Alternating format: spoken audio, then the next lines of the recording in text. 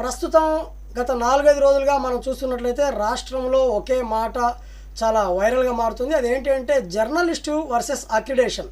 అసలు నిజమైన జర్నలిస్ట్ ఎవరు? అక్రిడేషన్ ఉన్నటువంటి వ్యక్తి ఒక నిజమైన జర్నలిస్ట్గా పరిగణించబడతాడా? లేకుంటే అక్రిడేషన్ లేకుండా కూడా గల్లీలో నుంచి ప్రతి ఒక్కరి వార్తలను ప్రజలకి ప్రభుత్వానికి మధ్య వారధిగా ప్రజల మధ్య నిల్చునే వ్యక్తి జర్నలిస్ట్గా పరిగణించబడతాడా? ఈ రెండింటికి తేడా ఏంటి? ఒకవైపు చూసుకున్నట్లయితే అక్రిడేషన్ జర్నలిస్టులు ఉన్నారు, మరోవైపు చూసుకున్నట్లయితే డిజిటల్ మీడియాలో పనిచేస్తున్నటువంటి క్షేత్రస్థాయిలోకి వెళ్ళి పనిచేసేటటువంటి గ్రౌండ్ లెవెల్ యూనియన్ ఉంది. అలాగే జై యూనియన్ అని చెప్పి ఆంధ్రప్రదేశ్లో ఇటీవలి కాలంలో 2 సంవత్సరాల నుంచి యూట్యూబ్ ఛానల్ తరపు నుంచి గట్టిగా పనిచేస్తున్నటువంటి ఒక సంస్థ, ఆ సంస్థ సభ్యులు మనకి ఈ డిబేట్లో ఉన్నారు. ఈ అక్రిడేషన్ వర్సెస్ జర్నలిజం ఏది గొప్పతనం అనేది తేల్చేద్దాం. ముందుగా జై యూనియన్కి వ్యవస్థాపక అధ్యక్షులు సంజయ్ రెడ్డి గారు ఉన్నారు విశాఖపట్నం నుంచి. నమస్తే అండి సంజయ్ గారు. నమస్తే బ్రదర్. నమస్తే. నమస్తే అండి. అలాగే మనకి సత్యసాయి జిల్లా నుంచి మహేష్ గారు ఉన్నారు, మొత్తం జిల్లాకు సంబంధించినటువంటి జై యూనియన్లో ప్రముఖ యాక్టివ్ పర్సన్. మహేష్ గారు మీకు కూడా వెల్కమ్. నమస్తే అండి. నమస్తే అన్న. నమస్తే. అలాగే హృదయనాథ్ గారు ఉన్నారు, ఆయన కూడా స్టేట్ లెవెల్లో జై యూనియన్ సభ్యులో మెంబర్గా ఉన్నారు. నమస్తే అండి హృదయనాథ్ గారు. సార్ నమస్తే సార్. అలాగే మన గంటా రామస్వామి గారు ఉన్నారు, ఈయన కూడా రాయలసీమ జిల్లాకు సంబంధించి ఉన్నారు, సత్యసాయి జిల్లా అటువైపు నుంచి. చాలా ముందు మీకు వెల్కమ్ చెప్తున్నాండి రామస్వామి గారు. సార్ నమస్తే సార్. అయితే ముందుగా మనం చర్చ మొదలు పెడదాం. అసలు చెప్పండి, ఇప్పుడు సంజయ్ గారు మనం మాట్లాడుకుంటే అసలు ఈ అక్రిడేషన్ అనేది ఒక జర్నలిస్ట్కి అక్రిడేషన్ ఉంటేనే జర్నలిస్ట్గా పరిగణించబడతాడంటారా? అక్రిడేషన్ లేకుండా అతను ఒక వార్తని ప్రచురిస్తే అది వార్త అవదా? అక్రిడేషన్ లేకుంటే అసలు వార్తలు రాయడానికి అతనికి అర్హత లేదంటారా? ఏమంటారు దీని గురించి మీరు? ముందుగా మన సాదిక్ గారికి హృదయపూర్వక నమస్కారాలండి. అలానే ఈ డిబేట్ లో పాల్గొన్న తోటి పాత్రికులైన మహేష్ గారికి, అలానే రామస్వామి గారికి, హృదయనాథ్ గారికి కూడా నా నమస్కారాలు తెలియజేస్తున్నాను. సో ప్రస్తుత సమాజంలో జర్నలిస్ట్కి అధిక ప్రాధాన్యత, ఒక గవర్నమెంట్ ద్వారా గుర్తింపు పొందిన జర్నలిస్ట్కి ఏదో ఒక కార్డు ఉంటుంది, దాన్ని అక్రిడిటేషన్ కార్డు అని. ఆ కార్డు ఉంటేనే మాత్రం జర్నలిస్ట్గా పరిగణలోకి తీసుకోవాలని, లేదు అని అంటే జర్నలిస్ట్ కాదు అని కొంత అపోహ. ఇది ప్రభుత్వ జీవో కాదు, అలానే ఏ అధికారి కానీ లేదా ఏ రాజకీయ నాయకులు కానీ ఏ రాజ్యాంగం కానీ చెప్పింది కాదు. కానీ సమాజంలో ఇది ఒక అపోహగా మాత్రమే కొనసాగుతుంది. సో నాకు తెలిసినంత వరకు అంటే ఒక journalist association of YouTubers JAY జై అనే ఒక యూనియన్ ని స్టార్ట్ చేసి డిజిటల్ మీడియా జర్నలిస్టులకు కూడా తోటి పాత్రికేయ మిత్రుల వరే అందాల్సిన ప్రతి సంక్షేమం కూడా అందాలి, అదే గౌరవము అదే గుర్తింపు కావాలి అని ఈ 1.5 సంవత్సర కాలంలో సుదీర్ఘ పోరాటం చేస్తున్న జర్నలిస్ట్ అసోసియేషన్ ఆఫ్ యూట్యూబర్స్ వ్యవస్థాపక ప్రధాన కార్యదర్శిగా ఉన్న నేను ఈ రోజు కూడా ఒక యూట్యూబ్ న్యూస్ ఛానల్ ని నడిపిస్తున్నాను, back to back B2B news అనేది. సో ఈ యూనియన్ రూపొందించిన తర్వాత రాష్ట్ర వ్యాప్తంగా నేను ఏ విధంగా ఉంది పరిస్థితి అనే దానిని తెలుసుకోవడం కొరకు ప్రయాణించిన నేపథ్యంలో నేను తెలుసుకున్న అంశాలు, నా అనుభవాన్ని ఈరోజు మీ అందరితో కూడా పంచుకోవాలనుకుంటున్నాను. సో మొదటిగా ప్రస్తుతం అసలు జర్నలిస్ట్ ఎవరో, కొసరు జర్నలిస్ట్ ఎవరో తెలియడం లేదు.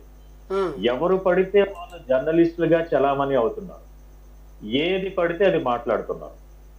ఒకరు యూట్యూబ్, ఇంకొకరు ఆ ట్యూబ్ అంటారు. ఎవరిది ఏ ట్యూబో తెలియడం లేదు. మీడియా రంగంలో పెరుగుతున్న ఇలాంటి విపరీత కడధోరణుల వల్ల నిజమైన జర్నలిస్టులకు గౌరవం ఎక్కడ కూడా దక్కడం లేదు. ఈ పరిస్థితి మారాలి, దీనికి ఫుల్ స్టాప్ పడాలి.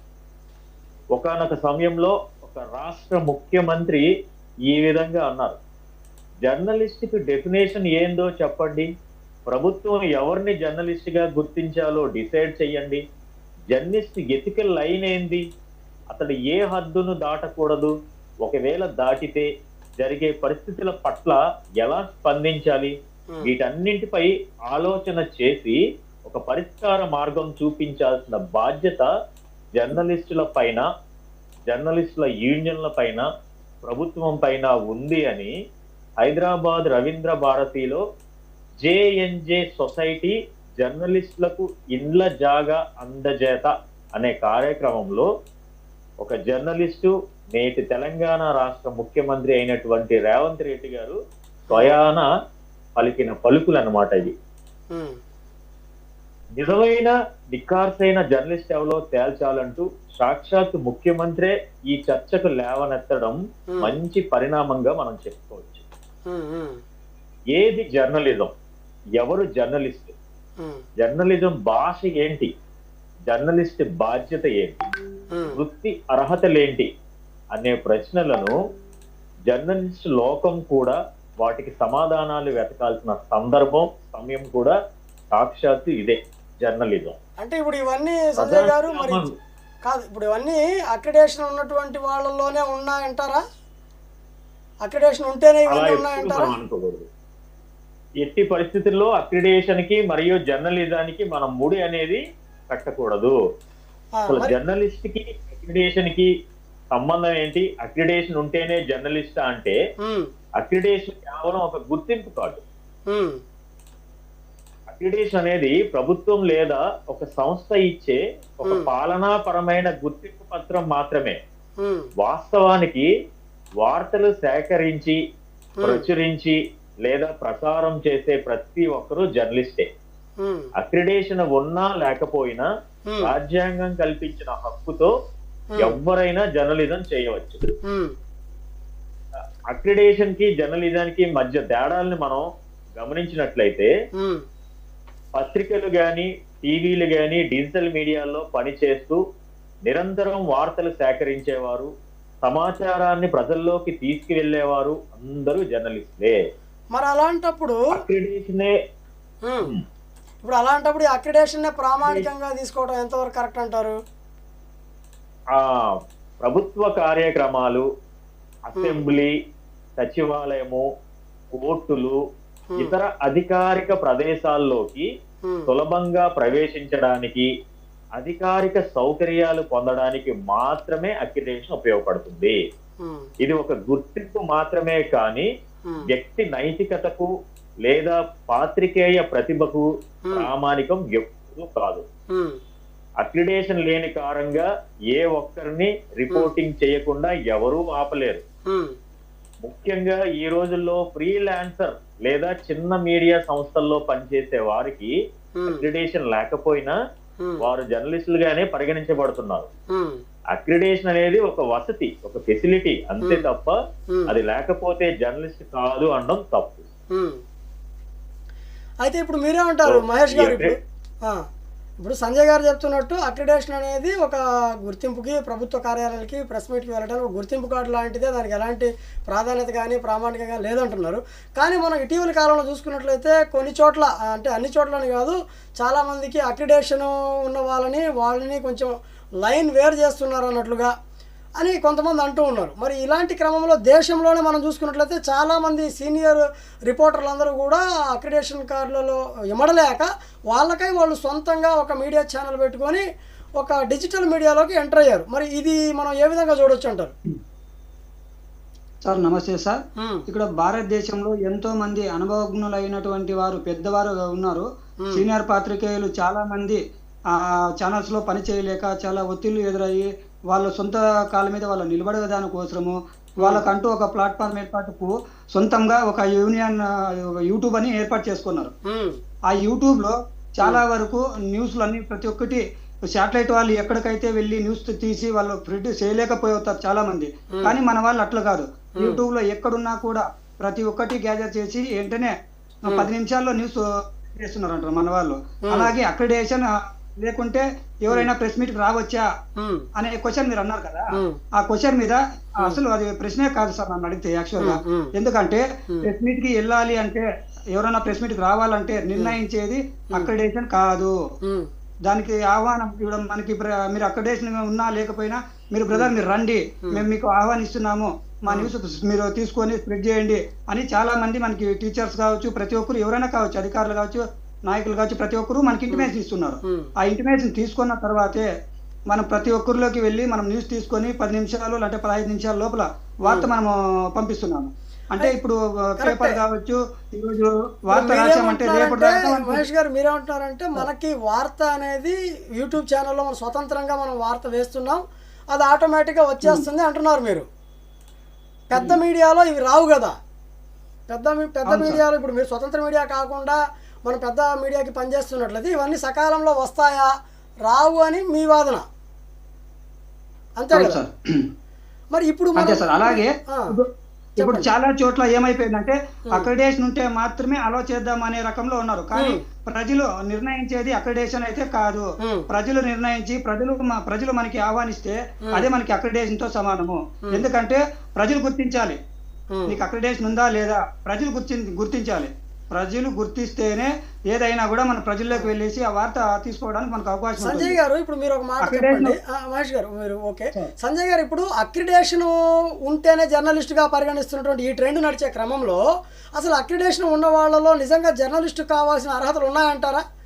ఇప్పుడు అక్రిడేషన్ ఉన్న వాళ్ళందరిలో జర్నలిస్టు కావాల్సిన అర్హతలు ఏమైనా ఉన్నాయా? ఖచ్చితంగా అది ఆ కార్డు వాళ్ళని జర్నలిస్ట్గా చిత్రీకరిస్తుందా, చెప్పగలుగుతుందా? లేదు, పూర్తి స్థాయిలో అలా లేదండి. ఈ రోజుల్లో మనం చూసుకున్నట్లయితే వాస్తవికతని మనం మాట్లాడుకున్నట్లయితే ఒక పత్రికలో గాని లేదా ఒక ఛానల్లో గాని సుదీర్ఘ కాలం పాటు ఒక 5 సంవత్సరాల నుంచి 10 సంవత్సరాల నుంచి 20 సంవత్సరాల నుంచి అనేక సేవలు అందిస్తున్న మండల స్థాయి రిపోర్టర్ నుంచి జిల్లా స్థాయి బ్యూరో వరకు నిబద్ధతతో పనిచేసే వాళ్ళకి ఆ సంస్థ అక్రిడేషన్ ఇస్తుందా అని అంటే కోటికో తప్ప ఖచ్చితంగా ఇది జరుగుతుందని లేదు. ఈ రోజుల్లో మార్కెట్ లో కూరగాయలు ఏ విధంగా ఉన్నాయో అలా అక్రిడేషన్ లో ఆ సమయానికి అమ్ముడుపోతున్నాయి. నాకు తెలిసినంత వరకు ఆటో డ్రైవర్ కి అక్రిడేషన్ ఉంటుంది, పాన్ షాప్ పెట్టుకున్న వాడికి అక్రిడేషన్ ఉంటుంది. ఇతను జర్నలిస్ట్ కాడు. ఏ రోజు ఒక వార్తా విశేషాలని సమాజంలోకి వెళ్లి సేకరించి దృష్టికి గాని ప్రజల దృష్టికి గాని తీసుకెళ్లేవాడు మాత్రం కాదు. మరి ఈ ప్రభుత్వ సంక్షేమ పథకాలు అనేది ఒక జర్నలిస్ట్ అందాల్సిన విధంగా అందుతాయి అనేది అక్రిడేషన్ ద్వారా ఇద్దాం అనుకునేటప్పుడు వీడు జర్నలిస్టే కాదు, వాడికి దాని ద్వారా ఆ సంక్షేమ పథకాలు పొందాలి అని మార్కెట్ లో ఎంత ధర అని ఫిక్స్ చేసి దాన్ని కొనుగోలు చేసుకోవడం జరుగుతుందండి. నిబద్ధతతో కొన్ని సంవత్సరాల నుంచి పనిచేసిన జర్నలిస్ట్ కి మాత్రం పూర్తి స్థాయిలో ఆ సంస్థ అక్కడ ఒక్క రూపాయి కూడా తీసుకోకుండా అసలు సేవనికి గుర్తించి మాత్రం అక్రిడేషన్ ఇవ్వదు.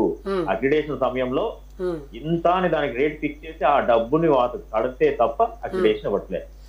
అక్రిడేటెడ్ ఉన్న జర్నలిస్ట్ పూర్తి స్థాయిలో నియమ నిబంధనలను ఆధారంగా చేసుకొని ప్రతి ప్రాంగణంలోకి అధికారికంగా వెళ్లి వాస్తవికతను ప్రజల దృష్టికి గానీ ప్రభుత్వం దృష్టికి గానీ తీసుకెళ్లే విధంగా అర్హత కలిగి ఉన్నాడు లేదా అడుగులు వేస్తున్నాడు అని అంటే అక్కడ జరగట్లేదు. సార్ మరి అలాంటప్పుడు డబ్బుతో జర్నలిజానికి సంబంధించి గుర్తింపు కొనుక్కుంటే అసలు జర్నలిజంకి విలువ ఉంటుందా అనేది నా ప్రశ్న. ఇప్పుడు అదే కదా జరుగుతుంది. ప్రస్తుతం ప్రజల్లో కూడా జర్నలిస్ట్ భిన్నాభిప్రాయాలు చాలా ఎక్కువగా ఉన్నాయి. ప్రజల నుంచి డైరెక్ట్ గా వినిపిస్తున్న మాటలు. ఎందుకంటే ఇప్పుడు మాస్ మీడియా లేదా ప్రింట్ మీడియా అయినటువంటి న్యూస్ పేపర్లు, మ్యాగజైన్స్, ఎలక్ట్రానిక్ మీడియా అయినటువంటి న్యూస్ ఛానల్స్ లాంటి మీడియాల్లో పనిచేసే వాళ్ళు జర్నలిస్ట్లా, అక్రిడేషన్ ఉన్న వాళ్ళు జర్నలిస్ట్లా, లేక యూట్యూబ్ వెబ్సైట్ ఈ పేపర్ లో పెట్టుకునే వాళ్ళు జర్నలిస్ట్లా అనే ప్రశ్నలు ప్రజల నుంచి బీభత్సంగా వినిపిస్తున్నాయి. రోజు రోజుకి టెక్నాలజీ పెరుగుతుండగా సోషల్ మీడియా ప్రభావం పరిధి విస్తరిస్తోంది. దీంతో ప్రజల్లోనూ వాటి వాడకం పెరుగుతోంది. ఇదే అదనంగా చేసుకొని కొందరు జర్నలిస్టులు అవతారం ఎత్తుతున్నారు, జర్నలిజం వ్యవస్థలోకి చొరబడుతున్నారు, జర్నలిస్ట్ గా చలామణి అవుతున్నారు. నేడు mainstream media versus social media జర్నలిస్టులుగా పరిస్థితులు మారిపోయండి. కారణం ఏంటంటే మెయిన్ స్ట్రీమ్ లో అక్రిడేటెడ్ జర్నలిస్ట్ ఉంటాడు. Social media, digital media platforms అయినటువంటి యూట్యూబ్ గానీ, ఫేస్బుక్ గానీ, ఇన్స్టాగ్రామ్ గానీ, ఎక్స్ గానీ, ఇతర వెబ్ పోర్టల్ ద్వారా వాస్తవికతను క్షణాల వ్యవధిలో చూపించే జర్నలిస్ట్ కి ప్రభుత్వం ద్వారా ఇటువంటి వసతులు ఏమీ ఉండవు. కానీ ఇతను ప్రజల్లోకి క్షణాల వ్యవధిలో తీసుకెళ్తున్నాడు ఏ సమాచారమైనా. కానీ మెయిన్ స్ట్రీమ్ అయినటువంటి జర్నలిస్టులు పూర్తి స్థాయి హక్కులను కలిగి ఉండి పూర్తి స్థాయి ప్రభుత్వ సంక్షేమాన్ని కలిగి ఉన్న వ్యక్తి ఆ నిమిషాల వ్యవధిలో ప్రపంచానికి చేరువ చేస్తున్నాడా ఆ వార్తా విశేషాలంటే ఎక్కడ జరుగుతుంది? ఎక్కడ కూడా జరగట్లేదు. రామస్వామి గారు మీరేమంటారు? ఇప్పుడు అక్రిడేషన్ వర్సెస్ ఈ జర్నలిజం పట్ల ఏంటి ఈ డిజిటల్ మీడియా యుగంలో కూడా ఇంకా పాతకాలపు కార్డు విధానాలనే మనం ప్రమాణాలుగా తీసుకోవాలంటారా? రామస్వామి గారు